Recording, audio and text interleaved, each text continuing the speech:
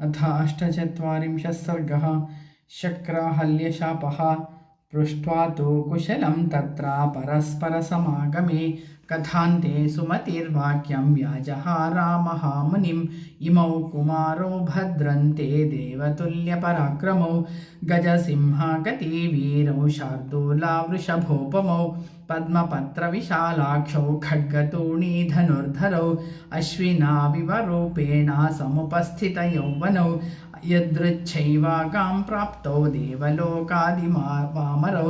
कथं पद्भ्यामिह प्राप्तौ किमर्थं कस्य वा मुने भूषयन्ताविमं देशं चन्द्रसूर्यामिवाम्बरं परस्परस्य सदृशौ प्रमाणेङ्गितचेष्टितैः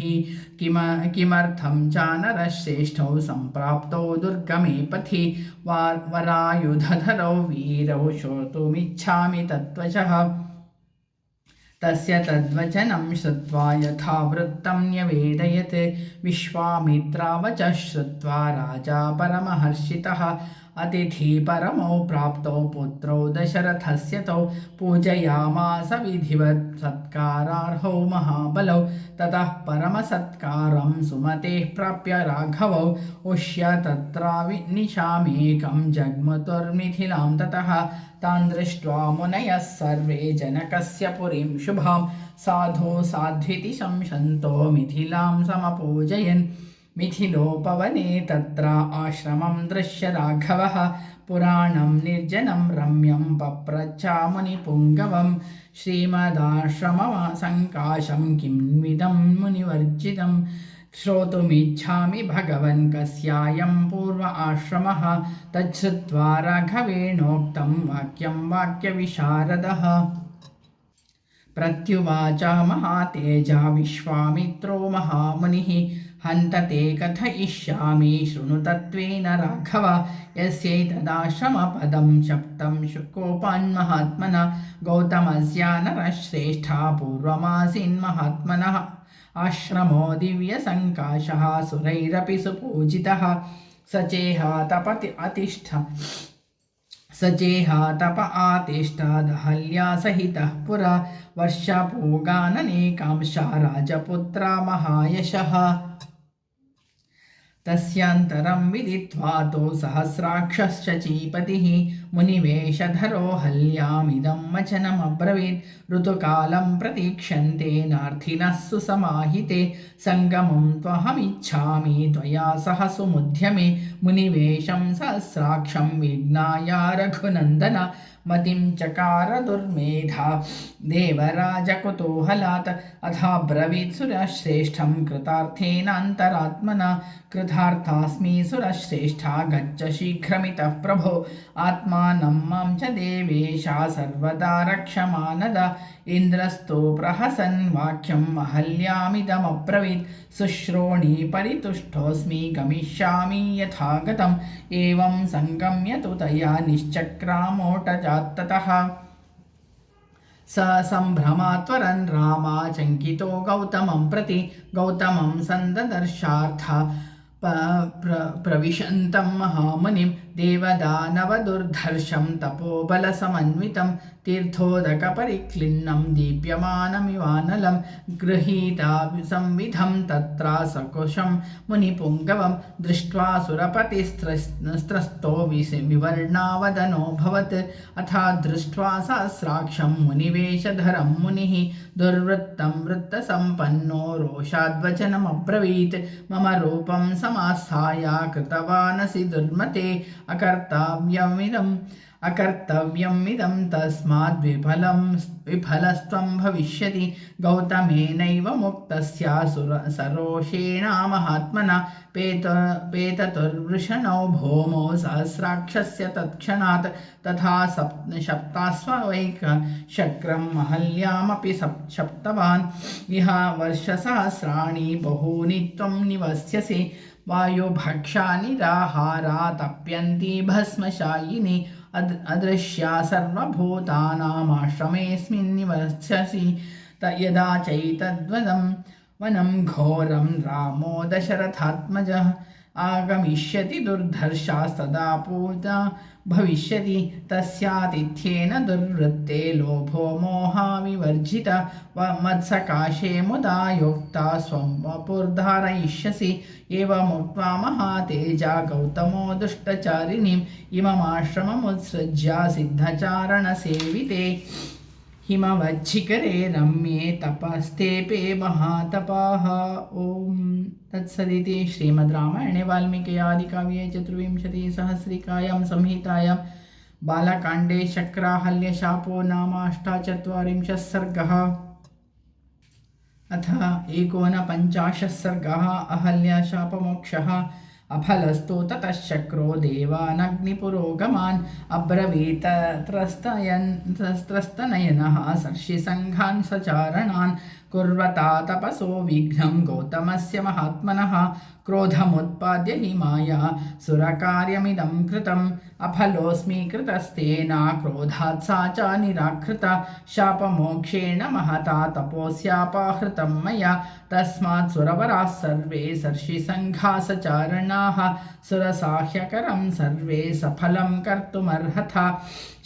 शतक्रतोर्वचः श्रुत्वा देवाः साग्निपुरोगमाः पितृदेवानुपेत्याहुः सर्वे सह मरुद्गणैः पुरा विचार्य मोहेन मुनिपत्नी शतक्रतुः दर्शयित्वा मुनिः शापास्तत्रैव विफलीकृतः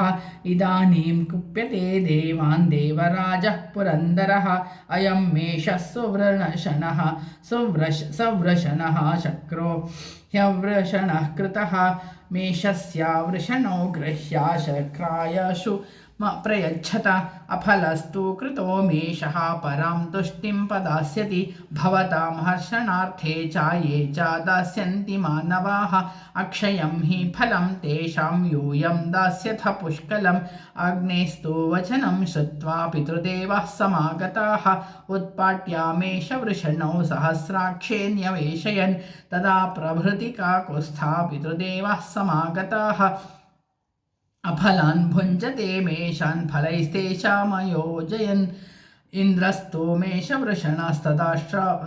प्रभृति राघव गौतमस्य प्रभावेण तपसश्च महात्मनः तदा गच्छ महातेज आश्रमं पुण्यकर्मणः तारयैनां महाभागं महल्यां देवरूपिणीं विश्वामित्रवचः श्रुत्वा राघवः सह लक्ष्मणः विश्वामित्रं पुरस्कृत्य तमाश्रममथाविशत् ददर्श च महाभागं तपसा द्योतितप्रभां लोकैरपि समागम्य दुर्निरीक्षां सुरासुरैः प्रयत्नान् निर्मितां धात्रा दिव्यां मायामयीमिव सतुषारावृतं साम्भ्रां पूर्णचन्द्रप्रभामिव धूमेनापि परिताङ्गी दीप्तमग्निशिखामिव मध्यें भवसो दुराधर्षां दीप्तां सूर्यप्रभामिव सा हि गौतमवाक्येन दुर्निरीक्षा बभूवः त्रयाणामपि लोकानां यावद्रामस्य दर्शनम्